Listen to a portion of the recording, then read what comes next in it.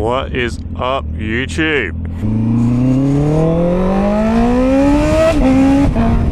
Is anyone else a little bit sad that we're losing all these inline fours in the last few years? Like, I feel like they're just slowly fading away. Like, yes, we still got the big bikes, the big 1000s. But I feel like we've lost a lot of little bikes along the way. We've lost our screamers, and it's been replaced by twins. And like, if we look at the racing scene, the inline fours aren't as competitive anymore. Inline fours were basically the thing when two strokes were dominating in MotoGP, and it was just inline fours. Then when we moved to four strokes, inline fours continued that dominance. But slowly the V4s have taken over.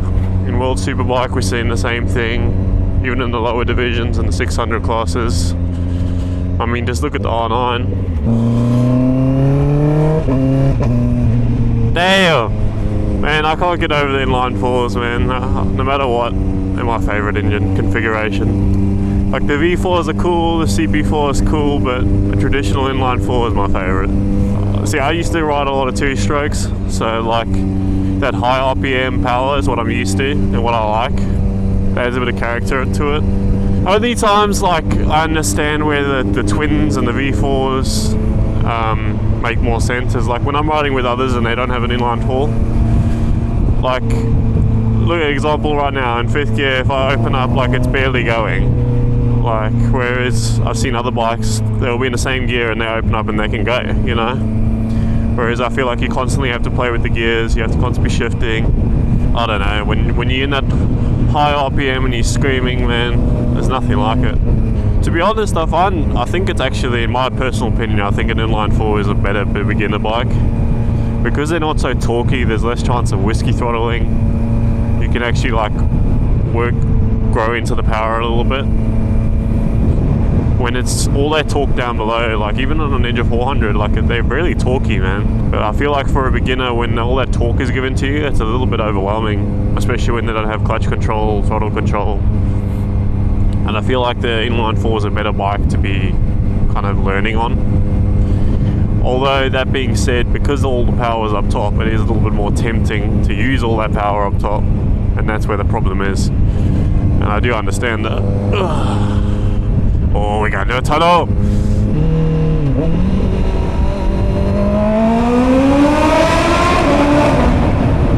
Woo!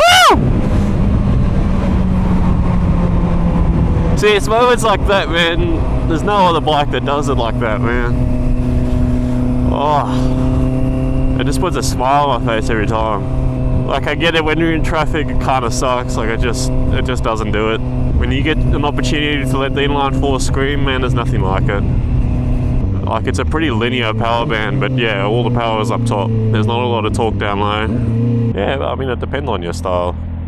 You know, me as a kid, I distinctively remember seeing sport bikes sounding exactly the same, screaming high RPMs, and that's what I wanted, you know. And that's why I bought this bike, you know. I don't think I could live without an inline 4. Like the sound, man. Oh, and when you get a quick shifter, man. Like, listen. Oh, come on, man. Woo! Now, yes, they may be quicker on the track. They may be more usable power. But on the street, I don't think it matters, man. It depends on what your style is. I think it is sad that we're losing bikes like the R6. Yes, they're still in a track configuration, but no one's buying them anymore.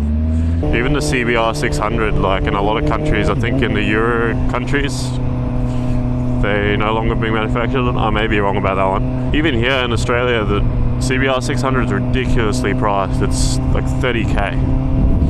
At that price, you're buying a base S1000, and you're almost buying an R1. Like, that's new, obviously. The ZX6 is still around, fortunately. Kawasaki's even got the ZX4. They've been holding on to the inline 4s, which has been great. But I feel like they're the only ones that are still progressing with it a lot. Apart from like the leader bikes, obviously, like the BMW. The smaller bikes are taking a hit. And it's all due to emissions, the cost to engineer them within those restrictions. Yeah, but it's all basically due to emissions, and a lot of stuff from the racing scene does come down to the street. And in the racing scene, we're starting to see that the inline fours aren't as competitive as they used to be compared to the V4, compared to the V2, even in the lower divisions, the triples, inline threes. The R9 is now taking over in the middleweight class, and they're just more competitive, and they're seeing more street use, having more usable power compared to the inline four. And while it is cool to see new engine configurations, new things coming out like the new CF Moto V4, I wouldn't be surprised if we lose the inline four, if I'm being honest. And a lot of people I've said that to, saying, oh no, that would never ever happen. I mean, a lot of people also said the same thing about the two-strokes. All the two-strokes are gone in the road configurations. Obviously there's still some dirt bikes you can get, but the two-strokes have all been phased out, and they don't make them anymore. That's why I bought an inline 4, and that's why I'm keeping one. That's why I always keep an inline 4, because I have a feeling one day they're gonna be gone. And look how quickly the two-stroke got phased out. It's only been in the last, 20 years? I think the last of them to go will be obviously the leader bikes, because they're the flagship bikes and the manufacturers. I do think that the Yamaha R1 is going to lose its inline 4. That, or they're going to put the V4 in the R1M and have that, raise the price on that a bit, and keep the base R1 with the CP4. If they don't do that, we're probably just going to end up losing the CP4. We're looking at things like the Jigsaw 1000, they haven't updated anything. I think the BMW will probably be one of the last to lose it, or they might actually invest in keeping it, because BMW isn't competing in MotoGP, and they're still relatively competitive with what they got. Yeah, so I think it's going to take some time for them to get phased out. I think we're definitely going to lose a couple. I think the next one we're going to lose is, I'm going to say it's the R1. I don't think we're going to have a few more years, too many years left of the R1. I think we're going to lose that motor. It's not competitive in any racing division. It's underpowered compared to other leader bikes. We're going to lose it.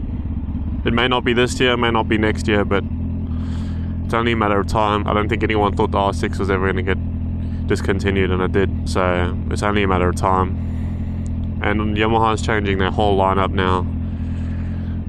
So I think they're going to, get rid of that CP4, or keep it in the base R1 configuration and then put the V4 in the R1M, which would be very nice if they do that, because it gives an option. It also gives a big enough difference for the R1M. A little bit like the M1000 and the S1000, because I don't know if anyone knows that, but they don't have the same engine. They're slightly different in, I don't know what it is exactly, compression ratio or whatever, but it's not the same engine. So we'll have to see what they do with it.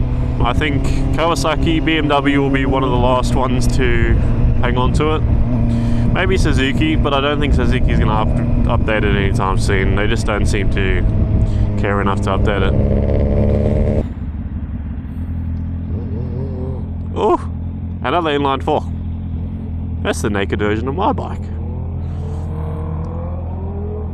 Ooh, that's what I like to see. That's what I like to see, more inline 4s on the road. So what's everyone's opinions on that? Do you guys like inline 4s? Do you think they're outdated? I see arguments for both. Usable power is a big one. Inline 4s just don't have the usable power on the street like a twin does, or just anything else really, any other engine configuration. At the end of the day, it doesn't matter what you ride, it's what puts a bigger smile on your face. And if an inline 4 does it for you, then an inline 4 does it for you. If a twin does it for you, then ride the twin. If a V4 does it, I think a V4 will do it.